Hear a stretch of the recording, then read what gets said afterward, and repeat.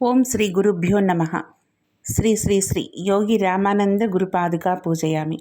కార్తీక పురాణం నిత్యపారాయణం 3వ రోజు 3వ అధ్యాయం.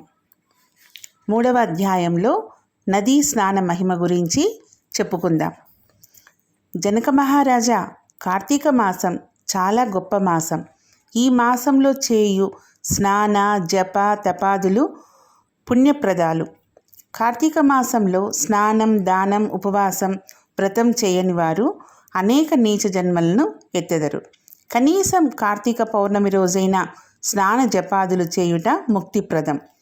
ఈ ఉదాంతము తెలియచెప్పు ఇతిహాసము మీకు వివరిస్తాను, వినవలసిందని వశిష్ఠుని ముక్తిని పొందిన బ్రాహ్మ రాక్షసుల ఇతివృత్తాలను వివరించాడు. హే రాజర్షి, పూర్వకాలంలో తత్వనిష్ఠుడనే సద్ధర్మాచర పరాయణుడు ఉండేవాడు. అతడు తీర్థయాత్రాభిలాషి అయి బయలుదేరి సర్వతీర్థంలో స్నాన సంధ్యాదులను చేస్తూ ముందుకు వెళుతూ ఉండేవాడు. అలా వెళుతున్న తత్వనిష్ఠుడు గోదావరి నదీ తీరానికి చేరుకున్నాడు. ఆ ప్రాంతమున గల ఒక ఎత్తైన వట వృక్షం కొమ్ములలో ఉంటున్న 3 బ్రహ్మరాక్షసులు ఈయనను చూశారు. నల్లని మేను, నిప్పు కణాల వంటి కళ్ళు, వాడి అయిన గోళ్ళు, నిడుదైన కూరలు, నిక్కబొడుచుకున్న తల వెంట్రుకలతో అతి భయంకరంగా ఉన్న బ్రహ్మరాక్షసులు తన దిక్కుగా రావడం చూశాడు తత్వనిష్ఠుడు. భయకంపితుడైపోయాడు. దిక్కుతోచక శ్రీహరిని స్మరించుకోసాగాడు.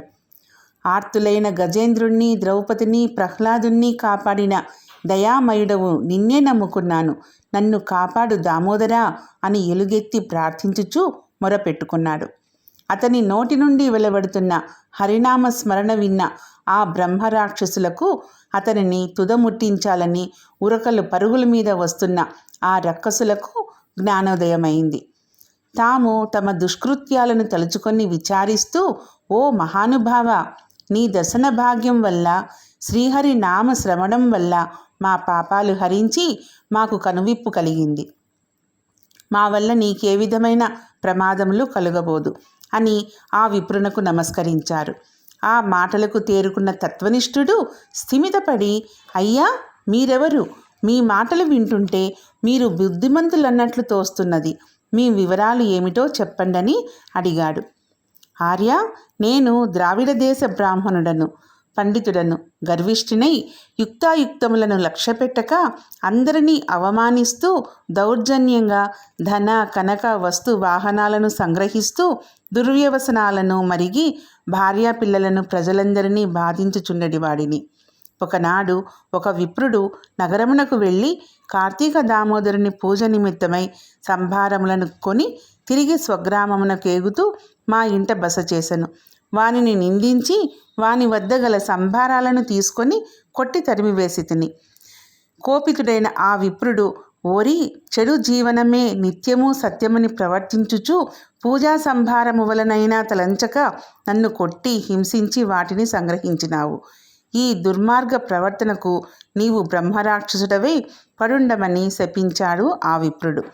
ఆ విప్రుని శాప తీవ్రతను గమనించు కొన్న నేను ఆయన పాదాలపై పడి ప్రార్థించగా గోదావరి తీరాన వటవృక్ష కొమ్మలలో పడి ఉన్న నిన్ను ఒక విప్రుడు ఉద్ధరిస్తాడని అనుగ్రహించాడు. ఆ మహనీయుడవు నీవే, నన్ను శాపభారము నుండి రక్షించు అని ప్రార్థించాడు. 2వ బ్రహ్మరాక్షసుడు బయటకు వచ్చి, మహానుభావ, నేను ద్రావిడ దేశీయుడను. అక్కడ మందరము నా స్వగ్రామం. నేను ఆ గ్రామానికి అధికారిని. వచనో చమత్కారం, వచన ప్రావీణ్యం కలిగిన నేను అనేక మందిని వంచించి వారి నుండి ధనాన్ని, నగలను కైవసం చేసుకుంటూ ఉండేవాడిని. ఎవ్వరికీ ఏనాడు పట్టడన్నం కానీ పూచిక పిల్ల దానం కానీ చేసి ఎరుగను. అందరి పట్ల దయాదాక్షిణ్యం లేనివాని వల్లే ప్రవర్తించుట వల్ల నేను ఈ బ్రహ్మరాక్షసి జన్మను ఎత్తాను. నన్ను పాప పంకిలం నుండి రక్షించవలసిందని ప్రార్థించాడు. 3వ బ్రహ్మరాక్షసుడు తాను ఆంధ్రదేశము వాడినని, విష్ణు ఆలయంలో అర్చకుడునని ఇలా వివరించాడు. పూజారికి ఉండదగిన సుగుణాలేవి నాలో ఉండేవి కావు. ఆలయంలో నేను చెయ్యని అత్యాచారాలు లేవు. భక్తులను పీడించేవాడిని, స్త్రీలను అవమానించేవాడిని, బంధువర్గాన్ని దూషించేవాడిని, స్వామివారి స్థిర చరాస్తుల ఫలసాయాన్ని వేసేలకు సమర్పించేవాడిని. భార్యాబిడ్డల మంచి చెడ్డల పట్ల కించిత్తైనా శ్రద్ధ వహించేవాడిని కాను. ఆలయంలో జరపవలసిన నిత్య నైమిత్తికాలు, ఉత్సవాలు, ఆరాధనల పట్ల నిర్లక్ష్యంగా ఉండేవాడిని. ఇహంలో సుఖ భోగ వ్యామోహాలు అశాశ్వతాలని గుర్తెరగని నా ప్రవర్తనల దుష్కృత్యాలకు అంతే లేదు. క్రమక్రమంగా నా దుర్మార్గాలు తెలిసి ప్రజల దురాగ్రహానికి గురయ్యాను.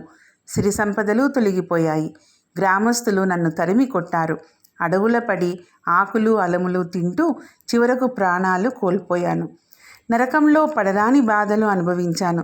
ఆ తర్వాత ఎన్నో నీచ జన్మలెత్తి తుదకి బ్రాహ్మరాక్షసంలో మగ్గుతున్నాను. నీ దివ్య దర్శనం వల్ల నా గత జన్మ నాకు స్ఫురించింది. నీవే మా పాలిటి రక్షకుడవు. మాకీ జన్మలు తొలగించి కాపాడవలసిందని ప్రార్థించాడు. అయ్యలారా, మీ జీవితాలు పరిపూర్ణంగా అర్థమయ్యాయి. ఎంత దుర్మార్గంగా బ్రతికినా పశ్చాత్తాపం వల్ల మీరు పునీతులయ్యారు. హరినామస్మరణ వినడంతో మీకు పూర్వజన్మ స్మృతి కలిగింది. మీకీ రాక్షస జన్మ తొలగిపోతుంది. ఇది కార్తీక మాసం. ఈ మాసంలో పునీత జలాల్లో స్నానం చేసిన వారికి పుణ్యగతులు కలిగి తీరుతాయి. నా వెంట రండి అని పలికిన తత్వనిష్ఠుడు వాళ్ళను నదీ తీరానికి తీసుకువెళ్ళాడు. వాళ్లచే నదీ స్నానం చేయించాడు. తాను భక్తి ప్రవృత్తులతో నదీ స్నానం చేసి శుచిర్భుతుడై అందువల్ల తనకు కలిగిన ఫలితాన్ని వాళ్లకు ధారపోశాడు. అంతవారికి రాక్షస జన్మ తొలగిపోయింది. అంతరిక్షం నుండి పుష్పక విమానం వచ్చి వాళ్ళను ఎక్కించుకొని కైలాసానికి తీసుకుపోయింది. ఆ తీరున వాళ్ళు ముక్తిని పొందగలిగారు. బ్రహ్మరాక్షసులకు కైవల్య సిద్ధి కలిగించిన నదీ స్నాన మహత్యం కార్తీక పురాణం 3వ రోజు పారాయణ సమాప్తం. ఇంకొక అధ్యాయంతో మరొక రోజు కలుసుకుందాం.